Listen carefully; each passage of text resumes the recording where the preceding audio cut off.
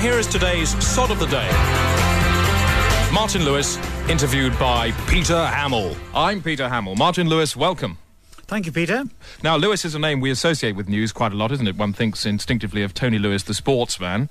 Gavin Nestler's mother's maiden name was Lewis. Did you know that? No, I didn't. So, well, there's one and none of us are related. Well, it's a strong newsy name. Of course, in America, there's Huey and his lot. But what about news? How does it help us?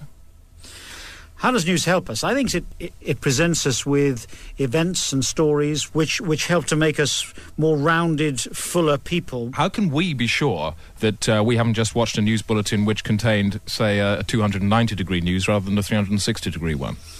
Well, I think you have to accept that what we decide to do is that we pick the top 12, 13, 14 stories of the day. So it's very much like a sort of album chart. How do you mean? In that you have a prioritisation system. Yes, of course we do. I mean, I think people do in most walks of life. I don't see anything unusual about having that in the news. I suppose what you're saying is that the tape is always the same size. The tape is always the same size. It's not going to vary, is it? In terms of the length, you're right. I mean, the length of tape is the same size. 2.5 minutes, yes. And obviously on a story about transport policy, you wouldn't go so far as to examine what a road was. Well, when if a story is complex, then it helps to provide all the explanation you would need, as though someone was picking it up for the first time, because for one reason or another they haven't been listening for the previous 4 or 5 days. And this is the sort of thing that Newsnight perhaps would do that the main bulletins wouldn't. Oh no, the main bulletins would as well. We would explain what a road was. We would explain. Yep. We would explain what a road was. Now, this is a book aimed at showing young people what to do. Particularly impressed here with the cross-referencing in the book. Who thought of that? Well, that was my idea, because it's the young person's Bible. And, of course, I realised that if you knew the name of the organisation you were going for, well, then, of course, you just look it up, and the book is compiled in alphabetical order. Now, why but alphabetical? Most people, well, I mean, alphabetical, because, we're all used to working with dictionaries and thesauruses and even telephone directories, and alphabetical order is, a perfectly natural way of doing things. I suppose we take it for granted, but is it? Oh, yes, I think so. Except, and this is why I put in the different categories that you're talking about, except when you don't know the name of the organisations offering the opportunity that you as a young person might want. Hence the cross-referencing. Hence the cross-referencing, a special category section. So it's very easy and quick for you to get to those opportunities. And nail them down in a kill. Sure. Now, could you just take us through the cross-referencing system and how exactly it works? All right, well, let's take a general area of interest. Photography? Okay, photography, you would probably home in on... Let me just have a look here. It could be sport and leisure. Well, let me just test it. Okay, well, first of all, you would look under F. It may not be an actual photographic organisation. Right, so there's no actual photographic organisation. Is this cross-referencing now? Yes, this is the cross-referencing now. Yep.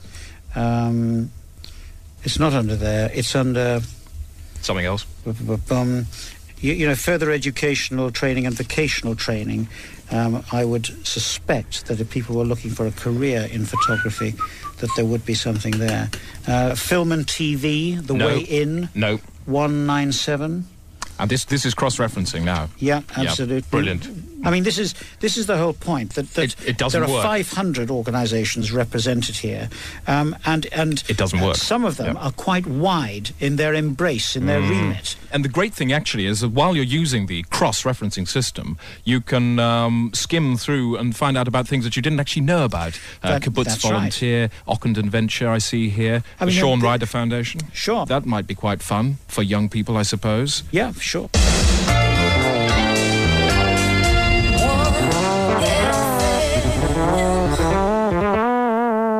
Next piece of music. Okay, here's today's second feedback report. We're looking today at spherical cattle, making them round. Do you agree with that? I don't agree with that. How would a spherical cow get around its pen? Well, I should think you'd have to put some sort of netting round it to guide it. So they could just got a grip on the net? That's right. You couldn't leave it in the field or anything like that. Well, imagine if it was in a pen and the water was at the other end of the pen and it was thirsty. How would it manage? Well, can they smell it? Well, I suppose they'd have a nose on the circumference. Well, is it? They've got to have some sort of a smell of it. Let's assume they have. They roll to it. They'd roll towards it? Yeah. But how would they actually manage to make themselves roll? Muscles. Their own muscle strength inside them. Would it be better off with a leg? Well, I should think so. They can walk along just like a chicken, 2 legs. Unless the legs were opposite sides, and then they would have to go around like a sort of a broken mine. Well, it couldn't go as a ball. If you had a ball and you put 2 legs to it, one either side of the ball. Right, but if they were sticking out at the side, they'd be like sort of long, thin ears or something, and it would just bounce off the wall. Well, then you're getting like something from outer space. If you gave it 2 legs, would you have them side by side, or would you have them at opposite ends of the ball? Side by side. How far apart? 2 or 3 foot. And what about if it was a milk cow? There's a milk cow. Perhaps they might do a square one. And if you saw a spherical cow and you had a gun about you, would you shoot it? Yeah. Don't forget, Paul Garner in less than an hour will be invading a taxi. What he is he's dressed up as a kind of geekish Buddy Holly. We've also covered him in TCP for extra added nerdish effect. And Peter Bainham is next door checking out your average prices and price tags left on present. Chris! Peter, I'm talking. Don't come into the studio when I'm talking. Chris! If the red light's on... Chris! What? Chris, there is a body in there. What the hell are you talking about? There is a body in Studio 3. Oh, yeah. Chris, I'm not bloody joking. A body? There's a body in Studio 3. Who is it? I think it's Johnny Walker. Johnny Walker's dead in Studio 3. Yes. Do you know what that shows?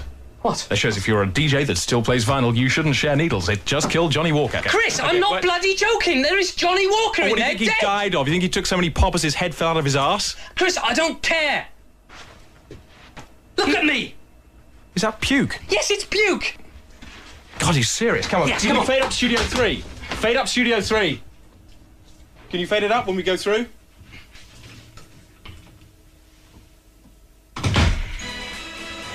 Jeez. What's that? Hang on, turn that tape on. Yeah. Turn it off. Yes, okay. Yeah, okay. Get those flies away from his head. I'll see if I can identify. It is Johnny Walker, look. Yes. He's lying on the floor like an old sock. Johnny! Johnny, wake up! He's dead. Johnny! Johnny! Johnny! Peter, stop slapping his face. He's dead. You'll slap it off. You'll slap his face off. He's dead. Peter! Peter! God, what do you do to his face? You sick? Just cover his head up. What? Put this record sleeve on his head. Stop. Cover his head up. He's dead. Oh. Okay. Now I'm going to phone security. You sit on his head. I don't want him sitting up like some stiffs do. I'm going to phone security. Sit on his head. Yes, okay. Control room. Hello, can we have Johnny Walker's body removed from Studio 3 as quickly as possible, please? I beg your pardon? Yes, Johnny Walker's body removed from Studio 3 as quickly as possible, please. Sorry, Johnny Walker's... Body. Is there anything we should do now? I don't understand. Can you explain the situation? Yeah, my name is... and I'd like you to remove Johnny Walker's body from Studio 3 as quickly as possible, please. I'd appreciate your full speed. Johnny Walker's body from Studio 2? As quickly as possible, please. Yeah, what? I mean, is the guy dead or what? Of course he's dead. Yeah, well, I'm sorry, I don't understand what's going on. Listen, he's dead. Can you remove his body? Can you be as quick as possible, please? Just say yes. Yeah, I'll get in touch with somebody right away. Thank you. What did he say? He said that we have to take the body through to our studio. What? He said that you've got to drag the body through to our studio. What? That's What are he you said. talking about, Yeah. Chris? So, Peter, listen, just drag the body through to the studio. No! Look, you're in shock. Just do what you're told. Chris! Peter, a man's died. There are rules to follow now. Drag him Chris, through. I don't care. Peter, I'm not taking please, bloody... What? Peter, please drag dead Johnny Walker through to our studio. Oh, Just grab hold of his boot. Mind the spur. God almighty. Disentangle his head from the tape machine. Oh. And just pull him through. Don't dribble on him. Thanks, Peter. That's great. That's great. It's not bloody... That's great.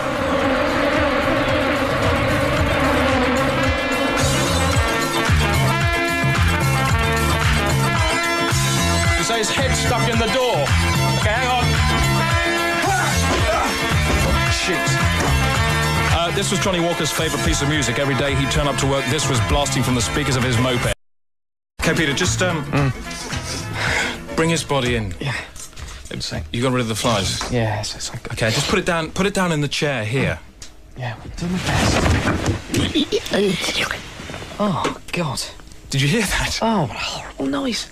Did you hear that when you dropped him in the chair? Some air came out of his lung and went through his throat. You were saying, right, that he should be allowed to say goodbye to his fans. Yeah, well, I mean, it's a shame, but he can't, can he really? I mean... Well, actually, he can. What are you talking about? When I spoke to the security guard, he said that we had to punch a couple of holes in the back of his neck. What for? We got to do that for the corpse. What do you mean do that? What's it for? It's procedure. So Really? when you do that, Yeah. you can actually make him talk. How? All you need for him to talk, right, is air going across his vocal cords. Think about it. Yeah, but he's dead. I mean... Yeah. Punch the holes in the back of his neck. What, with this? Yeah. Go on. Just work it. Go on. Give it here. That's it.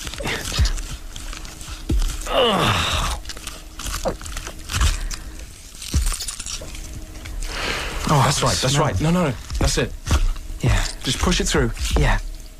Right. Okay. Now, all you have to do is blow through the neck, No! and I'll move the mouth. What? Blow through the neck, and I'll move the mouth. This is disgusting. Just do it, Peter. You wanted to say goodbye. It's your idea. Now do it. Do you think this Just is right? do it. This is the best thing? It is the right thing to do. I'm telling you. Okay. So I'll move the mouth. Hang on. Yeah. Yep. Right. Now do that again. Just give a bit more breath.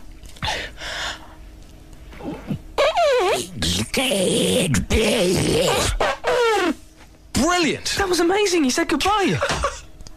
Yay! Can we do it again? Yeah. Go on, blow again. Nice That is one. absolutely fantastic. Hey, look. God. Put that in his mouth. Okay. And Oh my God. Wait a minute. What about sit him on this thing? Wait a minute. No, this thing. Yeah, Here, okay, right, sit him on that. Right, put that there. Okay, let's ask him. Hang on, let's ask him. Johnny, hold his head and wag it when I say. yeah. When I give you the thumbs up. Okay. Do you want to sit on that? Okay, now sit him on it. What? One it. Oh, brilliant. Do that again. Johnny! Oh, wow. Hey! No, Peter, hang on. Enough's enough. Enough's enough. I'll tell you what. What? Why don't you skull pop him? What? On the basis of what a group of randomly chosen members of you, the public, told us. So these people were the so-called 1FM sound advisors. And what did they want? Well, the results came in like this. One person wanted something from the 60s, like the Beatles. Second advisor wanted something rather strangely from the 50s, Louis Prima. Listener number 3 wanted some rap.